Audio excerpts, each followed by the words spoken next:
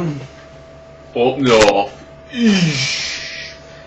Hello there, I'm here to tell you today about the ps3 titles I own at this very minute. I've got them here stacked next to me. In fact, this weekend, was it weekend or was it Monday? I think it was Monday. I went and bought 2 new titles. But anyway, let's start off with this one, Fallout 3. It's a reet cracker, lad. It's proper good, made by the people that do Morrowind, all that kind of stuff. Bethesda, and it's lovely. Can't get better than that. You know what I mean? You go around to this geezer, get a bit better, got more stuff, make yourself look a bit different, do all these quests, you know, prat around a bit, explore, you know, it's the old caboodle, innit? So, yeah. So if you like RPGs, I suggest this one. Even if, well, not if you like, if you prefer the medieval RPGs, you know, wanking off over your crossbow and all that kind of stuff, then get one of those. But I much prefer this. You can relate to it more because it's like office buildings and stuff like that. It's just pretty much a bit like our world. If it, oh, big bogey! If it had been bombed to shite by lots of nuclear bombs. So yeah, I love that, and I'm still playing it now. I've played probably near about 40 hours, and I've only done 28%. So, but it's not about that for me. It's well, it is at the moment. I'm just trying to get as many trophies at the moment as I can from it, and complete quests that I didn't do with my first character. But yeah, it's a really decent game, that one. So I'd suggest you buy that. Next one, Grid Race Driver. It's in my opinion is holy. It's the best racing game on the PS3. If you like racing games, get it.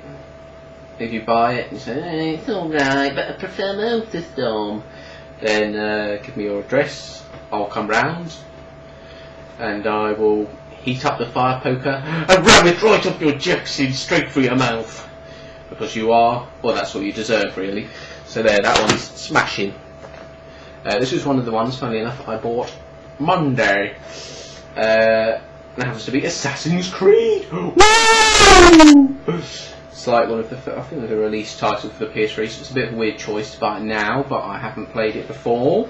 I know it's a half decent game. I thought, yeah, give it a go, you know. And I'm glad I did. It's good fun. A lot of the criticism about it by various people is it's repetitive as buggery.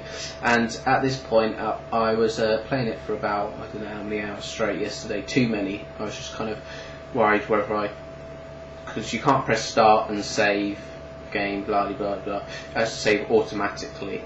So I think anyway, I may be making a complete dickhead of myself, and there's some bit in the menu where you just can't save it.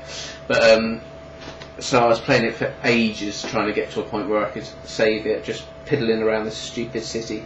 But no, it's worth buying, definitely, especially now that it's in this kind of weird classic section already. They've got a classic section, the Platinum. That's the PlayStation 3. Only the best-selling games qualify for Platinum. So that's good. So yeah, I'm glad I bought that, but I'm sure it's when they bring out the second one and they just kind of tune out all the shite, bring in kind of more content, i.e. kind of variation in quests and new abilities kind of stuff, and another bogey, and it'll just be amazing, you know. They could actually revamp the first one for me as well, but I'm sure that'd be quite boring for the developers. But I don't want to go too crazy with the second. I don't want to differ too much from the first one, just make it a lot better, obviously. Another game I got when I got that one was Siren Blood Curse, because I was reading about it in this magazine, and it said I think they gave it 80%, so I was like, yeah, I might as well give that a go. And it's like a horror game. You're in this Japanese village. All the Japanese people have gone mental, which they are mental anyway, Japanese people. So that's nothing new, you know, with the samurai swords and the nunchucker and all that kind of stuff.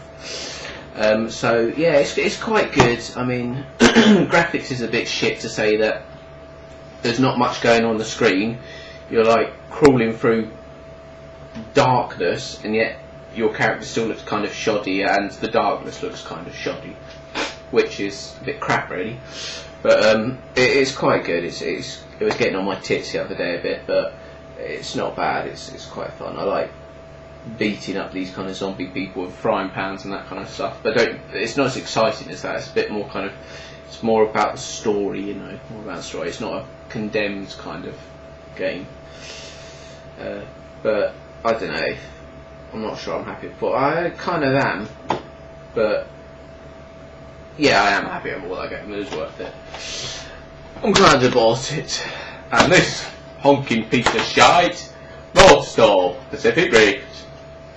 No, it's not a honky piece of shite, but it pissed me off to begin with because my brother spent £35 of my money on it to buy second-hand £35. I mean, what the fuck? And it's not worth £35 basically. It's not a £35 worth of game, but it's decent off-road racing. You know, like Cuprinol does what it says on the tin, or this does what it says on the tin. That's about it really.